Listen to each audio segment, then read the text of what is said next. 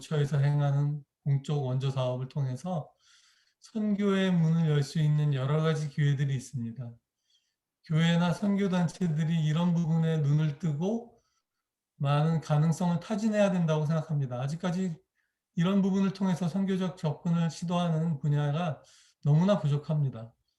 저는 에티오피아에 있었던 6년 동안에 5년을 한국 보건복지부 산하 기관의 그 사회회 사무소장이라는 직분으로 나갈 수 있었고요. 그리고 마지막 해에는 에티오피아 보건부의 자문관으로 들어가 있었습니다. 뭐 쉽지 않은 사역이었지만 그 일을 통해서 많은 것을 배우고 또 많은 것을 깨닫는 귀한 시간이었습니다. 그러나 이런 일들을 행하는 분들을 찾기가 쉽지 않은 것을 보며 저는 안타까운 마음을 나누는 것이죠. 팀 빌딩이 너무나 중요하기 때문에 리더십을 다시 생각한다라는 표현을 제가 적어놨습니다. 팀으로 어프로치하지 않고 진정한 변화를 이끌 수 없다면 그 팀을 이끌 수 있는 리더, 팀을 오가나이즈, 오케스트레이션 할 수 있는 리더의 역할이 상당히 중요하죠. 이 정말 사람들을 아우르고 그 큰 시각과 품으로 사람들을 품고 함께 나아가기를 격려할 수 있는 리더가 이 시대에 정말로 선교의 현장에 필요한 리더십이라고 저는 생각하고 있습니다. 단기 선교에 대해서 또 잠깐 말씀을 드리겠습니다. 사실은 교회들이 그동안 많은 한국 교회들, 뭐 이민 교회들이 선교를 마치 여름 시즌 혹은 겨울 시즌에 한번 단기로 선교지에 가서 봉사활동하고 돌아오는 활동으로 교회의 선교 활동을 다 한 것처럼 생각하는 경향이 있지 않았나라는 생각과 반성을 던져봅니다. 하나님의 선교는 아까도 말씀드렸지만 하나님의 속성으로 흘러나온 것이지 결코 한순간의 이벤트, 한 기간의 이벤트일 수 없습니다. 그리고 사람들에게도 그런 마음을 심어주는 것이 교회가 잘못된 선교에 대한 가르침을 해온 큰 과오라고 저는 생각합니다.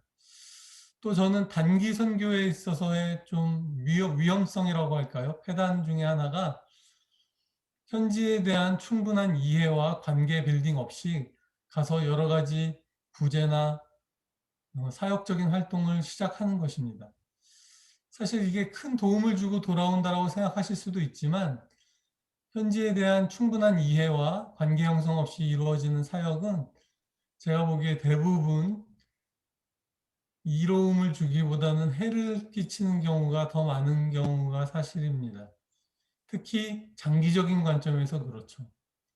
한 가지 예를 들어 말씀드려보자면 어떤 팀이 아프리카에 가서 마을 아이들이 맨발로 다니는 걸 보고 운동화를 다 나눠줍니다. 아이들은 발이 워낙에 두꺼웠고 발바닥이 두꺼웠고 맨발로 사는데 익숙했던 아이들이었는데 운동화를 신는 몇 개월 동안 아이들의 발은 부드러워지죠. 그러나 운동화를 계속해서 공급해 주지 않기 때문에 운동화가 곧 닳아 헤어지고 구멍나고 그전에는 멀쩡하던 발이 상처가 나기 시작합니다. 심지어 제대로 소독받지 못한 아이들은 발을 절단하는 일까지 생기는 거죠. 안주니만 못한 운동화를 주게 된 꼴입니다. 또 NGO 사역 중에 중요한 많은 사역이 일어나는 것 중에 하나가 우물 파기 사역, 아까 얘기도 있었지만 우물을 파는 사역을 많이들 행합니다. 펀드레이징에도 도움이 되고 그 극적인 장면, 우물이 터져나와 마을 사람들이 기뻐하는 일을 보여줍니다. 그러나 그 우물을 관리, 유지, 보수하는 일에 헌신된 NGO는 제가 거의 보지 못했습니다. 우물을 파고 제대로 관리하지 않으면 백발백중 우물은 오염되고 우물에 사람들이 오물을 투척하고 쓰레기를 버리고 그래서 그 일대의 지하수가 다 오염되어서 이전만도 못한 경우가 생기는 경우가 허다합니다. 제대로 우물을 관리하지 않으면 우물을 파지도 않는 것보다 훨씬 더 미저러블한 결과를 가져오게 되는 것이죠. 그 이외에도 여러 가지 예들이 있지만 오늘은 뭐 간단히 여기서만 말하고요. 저는 단기 선교가 없어져야 된다고 생각하는 것은 아닙니다. 선교지를 가야 되고 그들을 보아야 하고 그 땅을 밟아야 합니다. 그곳에 서서 하나님의 마음을 구하고 하나님의 음성을 듣는 시간으로 사용되어지기를 바랍니다. 무엇을 하지 않아도 좋습니다. 가서 그저 우리의 이웃들이 살아가는 장면을 바라보는 것만으로 충분하고 그들과 함께 울고 그들과 함께 웃을 수 있기만 하다면 충분하다고 생각합니다. 그리고 문화인류학 교과서에 나오는 내용이지만 그곳에서 나 자신의 아이덴티티를 발견할 수 있다면 가장 최고의 단기 선교, 단기 선교라고 말하는 것보다 비전 트립이 더 좋다고 생각합니다. 가는 분들도 사실은 가서 막 체력을 완전 소진하면서 일주일 내내 그 봉사활동하고 돌아오는 그런 스타일의 여행보다는 가서 잠잠히 하나님 음성을 듣고 또 귀한 선교의 모델이 되는 선교사님들이 있다면 그분들의 간증과 강의를 듣고 또 특별히 가장 중요한 것은 선교를 보내시는 분, 우리 하나님을 만나는 시간으로 단기 여행을 할 수 있다면 최고의 선교 동원 효과도 가져올 수 있을 거라고 저는 생각합니다. 저의 마지막 토픽인데요.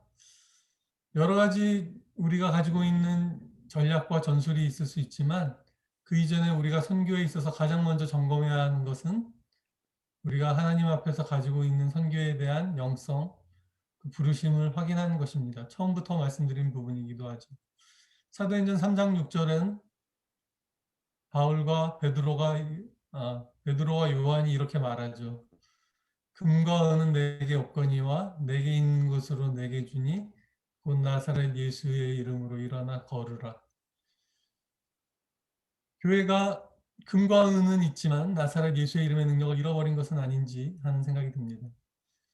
베드로와 요한이 그 안진뱅이에게 뭐라고 하냐면 우리를 바라봐라. 나를 봐라. 우리를 바라보라고 얘기합니다. 우리의 삶을 보고 예수를 믿으라고 말할 수 있어야 한다고 생각하고 우리의 믿음을 보고 예수를 믿으라고 말할 수 있어야 된다고 생각합니다. 그리고 나서 그들은 그 안진뱅이를 일으켜 세운 이후에 또다시 말합니다. 우리를 보지 마시고 예수를 보십시오. 이게 아이러니죠. 그들은 처음에는 우리를 바라보라고 말하지만 그들에게 그 능력을 베푼 하나님의 기적과 이사가 나타난 이후에는 우리를 보지 말고 예수를 보라고 말합니다. 우리는 반대로 행할 때가 많은 것 같습니다. 우리의 인격과 우리의 삶을 보지 말고 예수를 보고 예수를 믿으십시오. 그리고 뭔가를 그들의 베푼 이후에는 우리를 주목해 보십시오. 라고 말할 때가 많죠. 그렇지만 베드로와 요한은 우리의 삶과 나의 신앙 고백을 보고 예수를 믿으십시오. 우리가 증인입니다. 그리고 그들에게 일어난 하나님의 역사를 설명하며 우리를 보지 마십시오. 이 일은 예수의 이름으로 일어난 것입니다. 라고 말하는 것이죠. 교회가 회복해야 하는 영성이라고 생각합니다. 오직 성령이 너에게 임하시면 너희가 권능을 받고 온 예루살렘과 온 유대와 사마리아와 땅끝까지 이르러 내 증인이 될 것이다 라고 할 때 그 증인이라는 단어가 헬라어로 마르티스라는 단어죠. 이 단어는 목격자, 증인이라고도 번역이 되지만 순교자라는 단어로 번역됐다고 합니다. 그리스 언어에서는 증인이라는 단어와 순교자라는 단어가 한 단어인 것이죠. 즉 사도행전 1장 8절은 이렇게 번역될 수도 있습니다. 오직 성령이 너에게 임하시면 너희가 권능을 받고 예루살렘과 온 유대와 사마리아와 땅끝까지 이르러 내 순교자가 될 것이다. 선교는 예수님이 그러셨던 것처럼 우리가 그들에게 가서 죽는 것이라고 저는 생각합니다. 리터럴리 죽는 것이라고 저는 생각합니다. 저희가 어떤 제가 이런 걸 나눴더니 이상호 목사님이 너무 이게 메시지가 강하면 사람들이 힘들 수 있다. 하드코어다 너무 라고 얘기했었는데요. 그러나 우리의 복음은 다른 타협이 없습니다. 예수님이 말씀하지 않으셨습니까? 한 알의 밀알이 땅에 떨어져 죽으면 열매를 맺고 죽지 않으면 그냥 죽는다고 말씀하셨습니다. 우리가 선교에 대해서 결코 죽음, 순교, 우리의 삶을 내던지는 일에 물러서고 스마트한 선교 이렇게만 생각할 수 있다고 저는 생각하지 않습니다. 우리의 선교의 다시 본질, 순교적인 선교를 회복해야 된다라고 마지막으로 나누어 드리고 싶습니다. 그리고 마지막으로 한 가지 더 성령님의 역사죠. 고린도전서 2장 9절에서 16절 이 부분을 나누고 마치겠습니다. 성경에 기록된 바 눈으로 보지 못하고 귀로 듣지 못한 것들, 사람의 마음에 떠오르지 않는 것들을 하나님께서는 자기를 사랑하는 사람들에게 마련해 주셨다 한 것과 같습니다. 성령께서 이런 것을 우리에게 계시해 주셨습니다. 성령은 모든 것을 살피시니 하나님의 깊은 경륜까지도 살피십니다. 12절 우리는 세상의 영을 받은 것이 아니라 하나님께로부터 오는 영을 받았습니다. 그것은 하나님께서 우리에게 은혜로 주신 선물들을 우리로 깨달아 알게 하시려는 것입니다. 마지막 15, 16절 신령한 사람은 모든 것을 판단하나 자기는 아무에게도 판단을 받지 않습니다. 누가 주님의 마음을 알았습니까? 누가 그분을 가르치겠습니까? 그러나 우리는 그리스도의 마음을 가지고 있습니다. 선교의 영이신 성령님, 하나님의 깊은 지혜와 비밀들을 우리에게 깨닫게 해주시는 성령님, 우리의 모든 상상력은 성령님으로부터만 가능하다고 저는 확신합니다. 저희가 현장에 순종하고 서 있을 때 새로운 꿈을 꾸게 하시는 성령님, 하늘의 비전을 보게 하시는 성령님을 통해서 새로운 선교가 열릴 것이라고 확신합니다. 이상입니다. 감사합니다. 네, 감사합니다. 제가 처음에 이 세미나를 준비하면서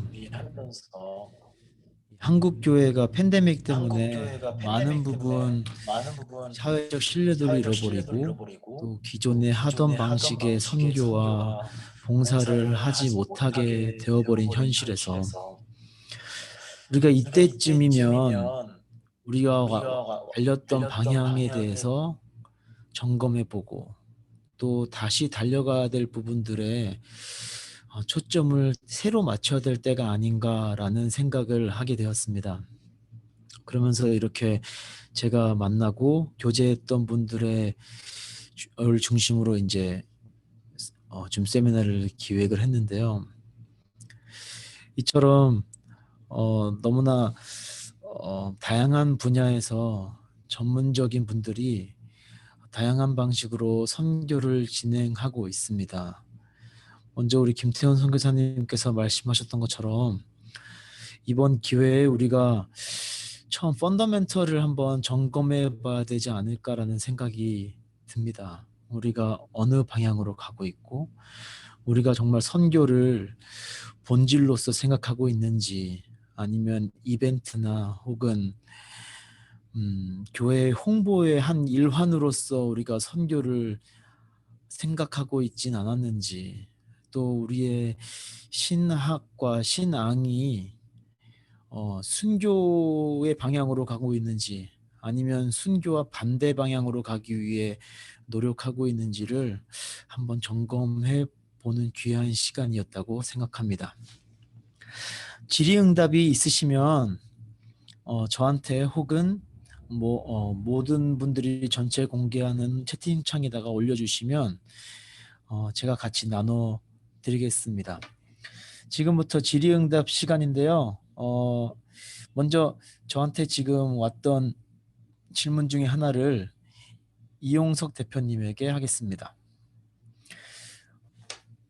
한인교회와 협력에 대한 어려움을 말씀해 주셨는데 구체적으로 어떤 어려움이 있으셨는지 또한 어느 방향에서 좀 변화하면 좋겠다고 생각이 드셨는지에 대한 좀 이야기를 특히 교회 입장이 아니라 단체 대표로서 간략하게 말씀해 주셨지만 교회와의 협력에서의 한계 그리고 변화돼야 할 방향에 대해서 조금 더 자세히 말씀해 주셨으면 좋겠습니다.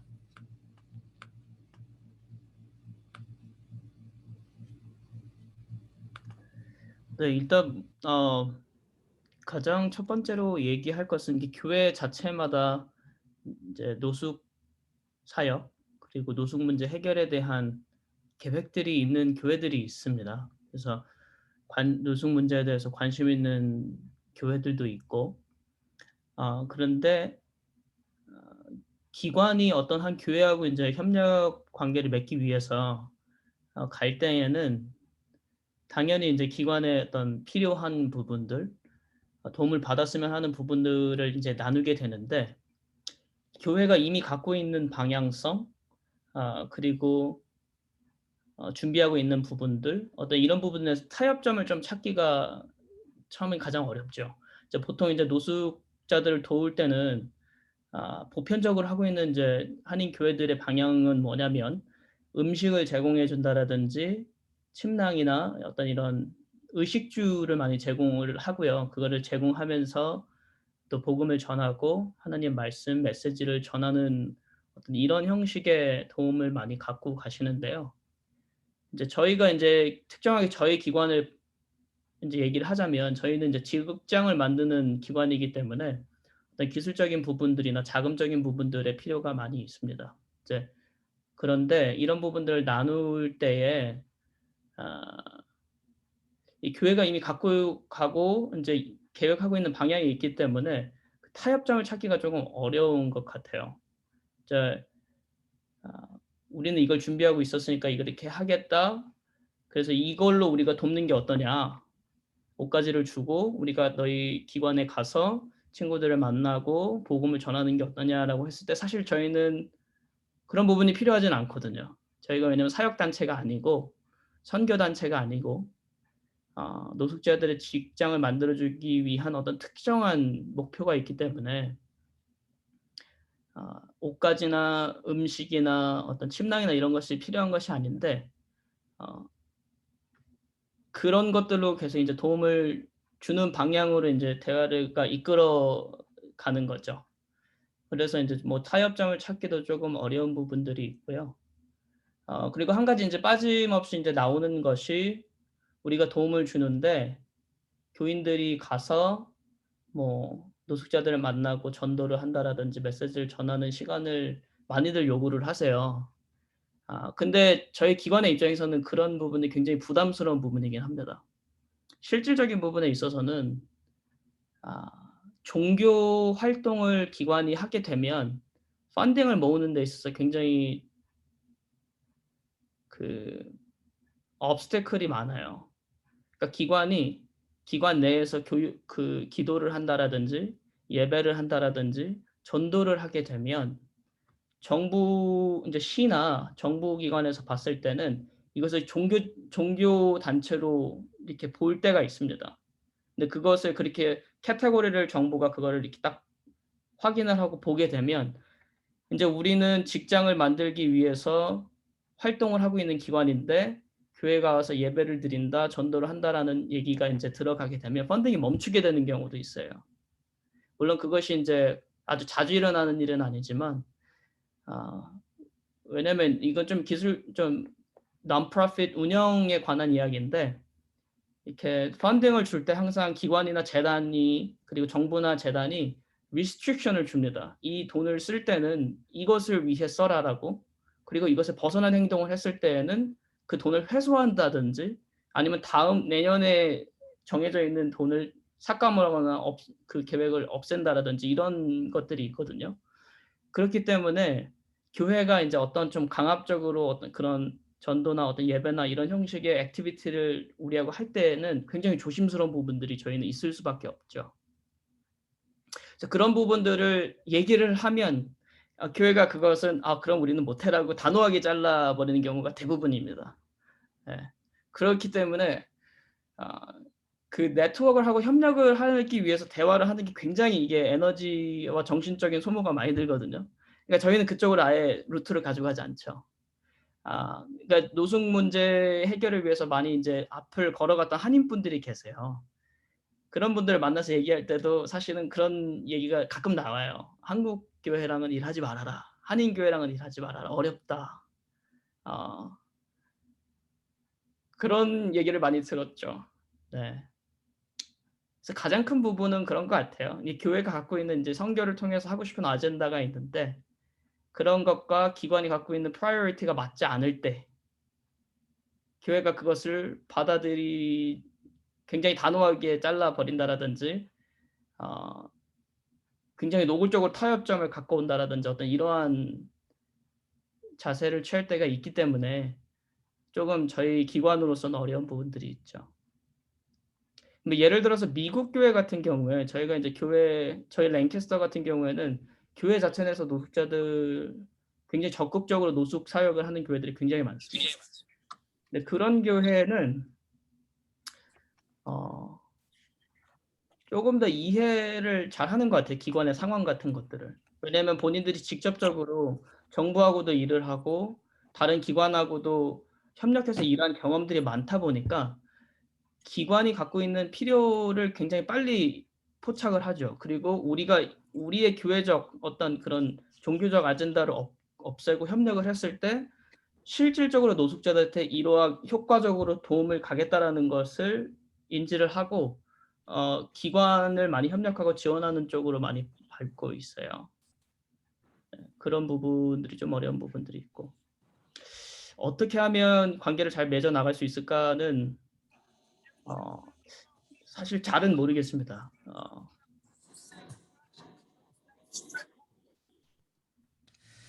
알겠습니다. 제가 이렇게 스피커분들이랑 얘기하면서 교회의 선교의 방향에 대한 이야기를 해주십사 부탁을 드렸는데 두 분 다 별로 이렇게 흔쾌히 말씀하지 않으셨어요. 왜냐하면 대인 게 많으셨던 것 같아요. 그동안 노력했고 협력하려고 했지만 교회는 변화되지 않았고 계속해서 교회는 교회 기준으로 교회 중심으로만 생각을 하고 있어서 이런 이야기를 우리가 나눈다고 해서 교회의 선교의 방향이 변할까라는 회의적인 이야기들을 좀 했었습니다. 그럼에도 불구하고 이렇게 준비를 했던 이유는 팬데믹이라는 것 때문이었어요. 팬데믹이 오면서 기존에 했던 것들을 멈추게 됐기 때문에 뭔가 새로운 방향으로 변화될 수 있는 기회가 생기지 않을까? 이런 생각을 하였습니다. 네, 그래서 부디 교회와 또 우리 한국 교회 또 한인 교회 또 성도를 비롯한 교육자분들이 한 번 더 이렇게 교회의 선교 방식 너무 교회 기준으로 교회 중심으로 되어 있지는 않았는지를 다시 한번 생각해 봤으면 좋겠습니다. 이어서 혹시 김희연 선교사님 혹시 이렇게 좀 할 얘기가 있으신가? 네, 네. 마이크를 좀 드리겠습니다. 제가 아이 픽업해서 오느라고 지금 소리로만 중간에 듣다가 지금 막 집에 다시 들어왔는데요. 두 분 다 말씀하신 거 대표님 말씀하신 것도 너무 동의가 가고, 저도 가지고 계신 어려움들이나 이런 거에 대해서 나누실 때 너무 많이 동의가 됐어요. 그것은 미국에서든 한국에서든 선교지에서든 동일한 문제인 것 같습니다. 그러니까 사실 돕는다는 단어도 어떻게 보면 굉장히 돕는 자가 우월한 위치에 있음을 은연중에 표현하는 말이잖아요. 저는 이제 아까 국제관계학이라고 소개를 하셨는데 정확하게는 국제개발학입니다. 네.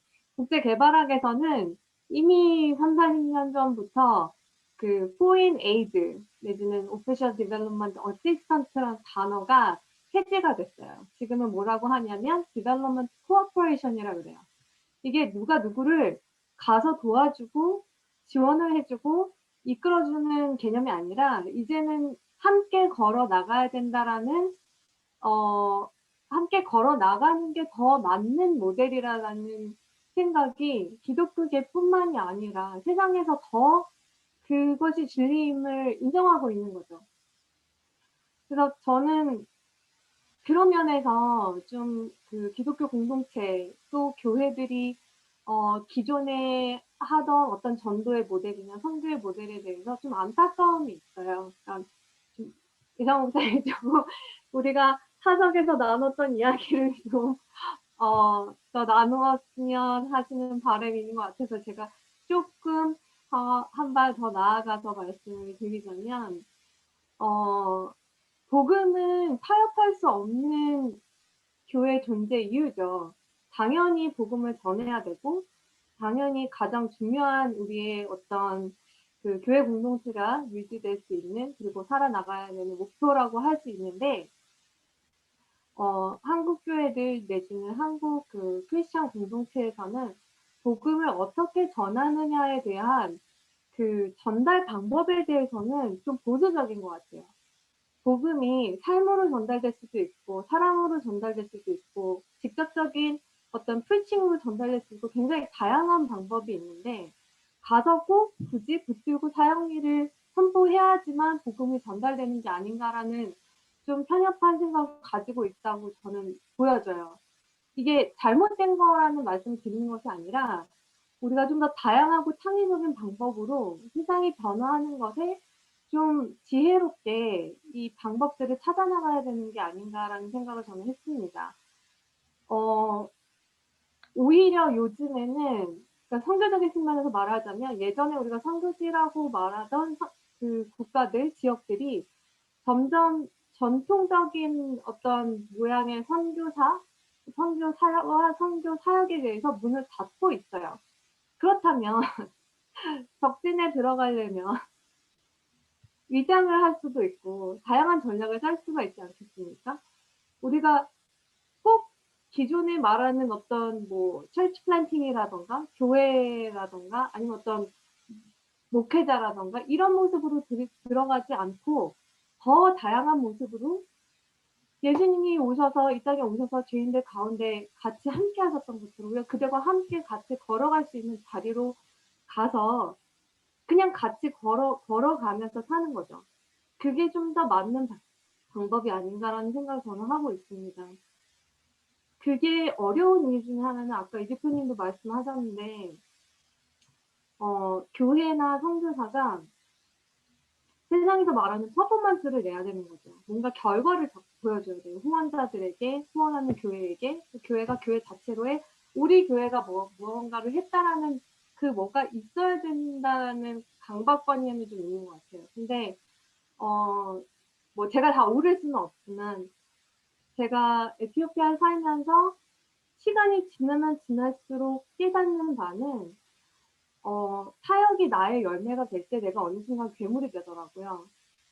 사역의 열매는 하나님께 속해야 되는데 어느 순간 그게 제 욕심이 되고 제 자랑이 되고 그렇게 되면서 제가 망가지는 모습을 보게 되었어요. 그걸 깨닫고 나서는 전적으로 나는 씨를 뿌리고 물을 주고 이런 역할을 할 수 있지만 열매가 언제 어떻게 맺느냐는 전적으로 하나님께 달린 것이다라는 것을 우리가 인정해야 되지 않을까. 내가 열매를 취하려고 하는 어떤 조급함을 버려야 하지 않을까라는 생각을 참 많이 하게 되었습니다. 네, 김태현 선교사님 말씀하십시오. 교회나 선교단체가 세상 조직보다도 더 유연하지 않고 더 폐쇄적인 게 저는 안타까운 거죠. 세상 사람들은 협력할 준비가 되어 있는 경우가 많고 문을 열고 같이 이야기를 나누고 협력하자라고 나오는데 교회는 You are not Christian, so we cannot work together. 쉽게 단정 지어버린단 말이죠. 저는 이게 너무나 안타까운 현실이라는 거죠. 하나님의 교회가 먼저 손을 내밀고 먼저 담을 허물어야 하는데 하나님의 교회가 먼저 담을 쌓고 선을 긋고 하는 일들을 하고 있다는 거고, 첫째는. 제가 처음에 얘기한 가장 중요한 핵심은 선교의 주인이 하나님이라는 것을 교회가 철저히 인정하는 부분을 회복해야 한다는 것이죠. 교회는 선교를 하나의 교회 부흥을 위한 툴, 혹은 성도들 신앙 양육을 위한 이벤트, 혹은 펀드레이징을 위한 어떤 동력을 만들기 위한 그러한 장치로 사용하는 경우가 너무 많다는 것입니다. 그러나 선교의 주인은 하나님이시고 선교가 교회를 이끌고 간다는 것이 분명히 교회론의 중심에 있지 않으면 선교라는 것 자체가 다 휘둘리고 잘못 정의될 수밖에 없는 것이죠. 교회가 선교를 활용하려고 드는 것, 그 모든 것이 마치 코페르니쿠스가 그 발상의 전환이 일어나지 않고서는 제대로 된 선교가 시작될 수도 없다는 것을 저는 말씀드리고 싶습니다. 선교의 아이덴티티가 교회의 본질인 것을 분명히 해야 된다는 것이죠.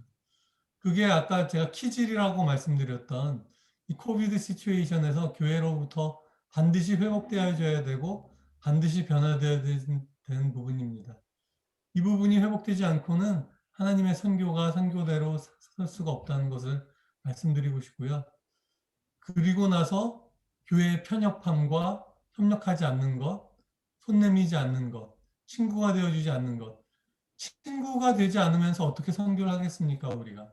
선교라는 것은 관계를 쌓는 것이고 관계를 회복하는 것이고 화해이고 레컨실리에이션인데 내가 너랑 일할 수 없다라고 선을 긋는 것에서부터 어찌 선교가 일어날 수 있겠습니까?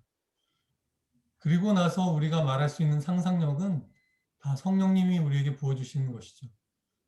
성령님이 계신 곳에는 자유함이 있는 것 아니겠습니까? 주의 영이 계신 곳에는. 그런 진정한 자유함이 교회로부터 회복되지 않고는 진정한 선교를 우리가 보기가 어렵다라고 저는 생각하고 있습니다. 네, 감사합니다. 지금 이렇게 말씀해 주셔가지고 질문의 대부분들이 조금 백업이 됐습니다.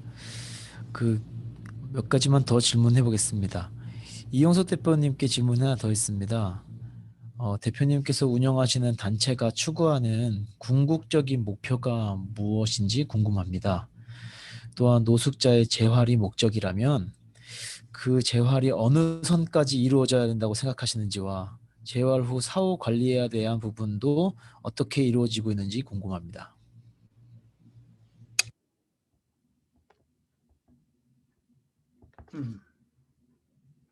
일단 뭐 표면적으로 사실 드러난 목적은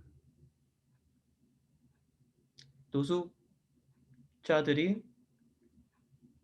직장을 통해서 일하는 것을 통해서 이제 사회 자활을 이뤄내는 것인데요.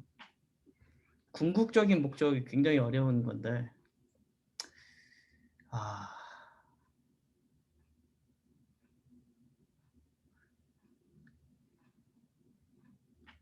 이게 궁극적인 목적이 사실 이렇게 기관 차원에서 궁극적인 목적이 있고요. 제가 이제 개인적으로 노숙자들과 관계를 하고 그분들하고 친구이기 때문에 참 많이 사랑하는 사람들이기 때문에 갖고 있는 궁극적인 목적이 있죠. 근데 제가 이제 개인적으로 갖고 있는 궁극적인 목적은 사실 그냥 그분들 잘 됐으면 좋겠어요. 이게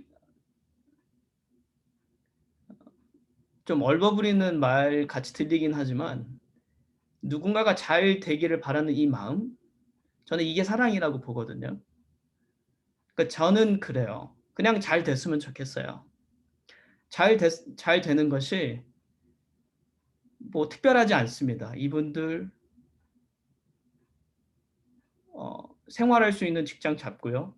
정신적으로 안정 취하고 가정도 꾸리고 행복하게 살고, 그리고 제가 기독교인이기 때문에 하나님을 알고 그리스도를 알고 영생을 얻고, 이런 것, 이게 저는 저의 궁극적인 마음이에요. 그래서 사실 처음에 제가 Poor Church라는 이름으로 공원에서 시작했을 때는 이러한 교회가 있으면 좋겠다라는 어떤 교회론적 생각 때문에 Poor Church를 시작했던 것 같아요. 그런데 굉장히 하고 싶은 게 많았죠. 주위에서는 박수 많이 쳐줬어요. 와, 멋지다. 멋진 교회가 나오겠다. 새로운 교회가 나오겠다. 그런데 일단 친구들이 Poor Church라는 이름을 싫어했거든요. 그러니까 저한테는 Poor Church, 가난한 사람들의 교회라고 했을 때 굉장히 고상한 말 같고 좀 특별한 교회인 것 같은데, 가난한 사람들의 입장에서 봤을 땐 그 Poor라는 이름 자체가 굉장히 상처로 다가왔을 수도 있었던 거죠. 이름을 처음에 싫어했고, 아까 말씀드렸다시피 여러분에게 필요한 게 뭡니까? 라고 질문했을 때 그들이 갖고 나온 해결책이 직장이었어요. 그랬기 때문에 과감하게 제가 갖고 있었던 어떤 교회적 차원의 노숙 문제 해결을 그냥 버려버렸죠. 오케이. 직장이 필요한 나도 맞는 것 같아. 그러면 우리의 아이덴티티 자체, 기관적인 아이덴티티를 그냥 바꿔버리죠. 과감하게. 그리고 나서 지금까지 이제 이렇게 온 건데요. 이제 기관적인 궁극적인 차원은 직장, 그러니까 경제적인 자활입니다. 그리고 제 개인적인 궁극적인 바람은 잘 되는 거라고 이렇게 얘기를 할 수 있겠고요. 두 번째 그 질문 섹션이 있었는데 제 기억이 지금 잘 안 나는데 사후 관리 같은 측면을 얘기하셨던 것 같아요. 재활이 목적이면 어느 선까지, 그리고 사후 관리에 대한 질문을 하셨습니다. 뭐 이건 그 저희가 준비하고 있는 프로그램적 이제 차원인 것 같은데 일단 지금 일하는 노숙자분들이 한 5명이 계세요. 5명이 있는데 지금 이 5명은 저희 기관을 처음에 만든 저희가 Founding 4라고 부르거든요. 근데 Founding 4 플러스 한 명이 지금 더 추가됐는데 그러니까 Founding 4라는 이름을 가진 그 노숙자분들이 있어요. 이분들은 계속해서 저희 스트릿 컴퍼니에 남아있을 예정입니다. 그래서 리더가 되고 이분들이 직접 차후에 들어오는 노숙자들을 교육하고 이끌어주고 하는 역할을 할 건데요. 이분들 외에 이제 추가로 들어오시는 분들은 1년 정도 저희 기관에서 일을 배우고 저희가 기관이 고용을 하고 1년 정도를 함께 지내고요. 다 이 1년 정도의 시간이 지난 다음에는 레즈메 라이팅이라든지 인터뷰 프랩 같은 것들 같이 시켜줘서 이 다른 이제 저희 같이 뭐 서비스를 제공하면서 뭐 고용을 하는 직장 말고 일반 직장에 연결을 시켜주는 그것에 집중하는 또 기관들이 있어요. 그 기관들하고 협력을 해가지고 LA에는 LA Rise라는 프로그램이 있는데요. 그 프로그램을 통해서 이제 다른 곳으로 이직이 되는 거죠.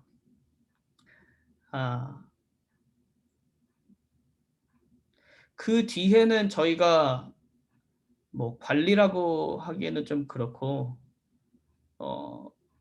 그 뒤에는 그럴 수 없죠. 저희가 할 수 있는 거는 성공적으로 이직이 할 수 있는 것까지 이끌어주는 게 저희가 지금 갖고 있는 프로그램적 목표인 것 같아요. 그 굉장히 어려운 문제예요. 왜냐하면 노숙자분들이 트라우마가 굉장히 많기 때문에 그리고 장기간의 그 트라우마 속에서 살아왔기 때문에 일반 직장에 쉽게 적응할 수가 없습니다. 저희 스트릿 컴퍼니에서도 이제 노숙자분들이 일한 지가 한 1년 반 정도 됐는데 보통 어려운 게 아니었죠. 만나면 이제 매일 싸우고 정말 치고받고 매일 싸웠죠. 이제 그게 지금까지 자리 잡기는 오랜 시간이 걸렸고 굉장히 어려웠는데 그 뒤에 이제 일반 직장으로 이직을 해서 잘 적응할지 안 할지는 못할지는 그거는 개인마다 또 다른 문제이긴 하지만 굉장히 어려울 것 같아요. 근데 지금으로서의 계획은 성공적으로 이직을 시켜주는 것 거기까지 스트릿 컴퍼니의 목표입니다. 네, 이제 마지막 질문이 될 것 같습니다. 우리 김희원 선교사님께 질문이 있는데요. 개발 협력이라는 표현을 쓴다고 하셨는데 실제 그런 현장에서 경험한 사례나 아니면 또 커뮤니티에서의 긍정적인 모델을 했던 그런 선교 사례 같은 것들이 생각나는 것이 있으면 공유해 줬으면 좋겠습니다. 네, 뭐 제가 직접적인 선교를 했다고 할 수는 없는 위치에 있어서 제가 그곳에서 개발 협력가로서 관찰한 모델들 중에 너무 멋있었던 모델이 있었습니다. 2가지가 있는데 하나는 영국의 피어 펀드라는 NGO 단체가 있습니다. 이 NGO 단체는 아시는 분들은 아시겠지만 그 스스로 돕는 그룹을 만들어주는 NGO 단체예요. 재정 지원이나 이런 건 절대 하나도 없습니다. 단 1원도 지원하지 않아요. 이 피어 펀드에서는 마을마다 돌아다니면서 너희가 스스로 서로를 도울 수 있다라는 그런 인식을 심어주고 자기들끼리 한 7명에서 10명 사이에 그룹핑을 할 수 있게 도와줍니다. 그리고 뭐 필요한 뭐 어떤 뭐 어카운팅 기술이라던가 간단한 어카운팅 기술이라던가 아니면 그 은행의 구자를 틀 수 있게 좀 약간의 도움을 준다던가 이런 정보 제공과 트레이닝을 하지만 절대 단 1원도 안 줘요. 그 이유는 뭐냐면 이들이 스스로 시작해서 서로를 돕는다라는 그 인식과 자부심이 성장을 함에 따라서 그 그룹이 굉장히 탄탄하게 돌아가고 나중에 이제 한 10년쯤 되면 이분들이 막 집도 사고 막 TV도 사고 이런 분들이 되어 있어요. 제가 그 클러스터별로 다 인터뷰를 좀 해봤었는데 한 5년쯤 된 분들, 10년쯤 된 분들, 15년쯤 된 분들 옷차림이 달라지고 생활 여건이 달라지고 이들이 가지고 있는 자존감이 엄청나게 높아지는 것을 볼 수 있었습니다.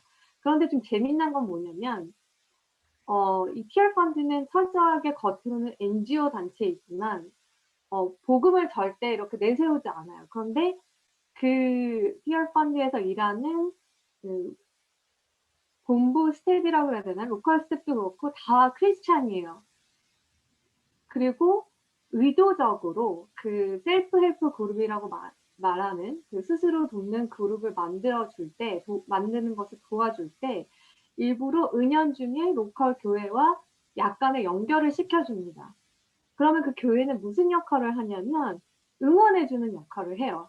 뭐 대단한 걸 돕는 게 아니라 어려운 일이 생겼을 때 가서 기도해주고 어려운 일이 생겼을 때 가서 뭐 실제로 도울 수 있는 일이 있으면 돕고 그런데 이 대표님이 하시는 그 에티오피아 지부장님이 뭐라 그러셨냐면 셀프 헬프 그룹이 터닝 포인트들이 있대요. 그게 5년에서 7년 사이에 찾아오는데 그게 언제 생기냐면 서로가 그 그룹 안에 속해 있는 사람들이 서로를 가족보다 더 가족 같은 사람이라고 인지하는 순간 그리고 자기 그룹을 서포트하는 교회가 정말 가족보다도 나를 더 사랑하고 아껴준다는 인지가 생기는 순간부터 복음이 무섭도록 그 그룹 안에 들어가고 무슬림이 개종을 하고 이런 역사가 일어난다고 하더라고요. 그걸 보면서 아, 복음을 무조건 얼굴 앞에다가 들이미는 것 자체가 중요한 게 아니라 정말 지혜롭게 영혼을 건드릴 수 있는 방법들을 우리가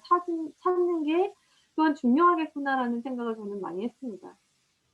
그리고 또 한 가지는 저희가 되게 그 에티오피아에 있으면서 놀러왔고 감동을 했던 그 NGO가 하나 있는데 이 대표님 하시는 그 NGO랑 비슷하게 길거리에 노숙하는 청소년들만 대상으로 하는 NGO, 청소년만 사역을 하는 그런 NGO 단체가 있었어요. 근데 그분들이 저희한테 뭐라 그랬냐면 해가 가면 갈수록 기관이 오래되면 오래될수록 사역의 경험이 늘어날수록 더 많은 길거리 아이들을 데려다가 먹이고 입히고 씻기는 거는 점점 하나도 영향력이 없는 것을 깨닫게 된다. 영향력이 진짜 있으려면 소수의 아이들을 데려다가 진짜 그 영혼이 변할 수 있도록 사랑을 끝도 없이 부어주고 기도해주고 격려해주고 삶이 변할 수 있도록 트레이닝 시켜주고 그리고 성령 하나님 만나는 그 순간 아이들이 변하더라. 세상적으로 해줄 수 있는 것에는 분명한 한계가 있다는 말씀을 굉장히 강조해서 하시더라고요.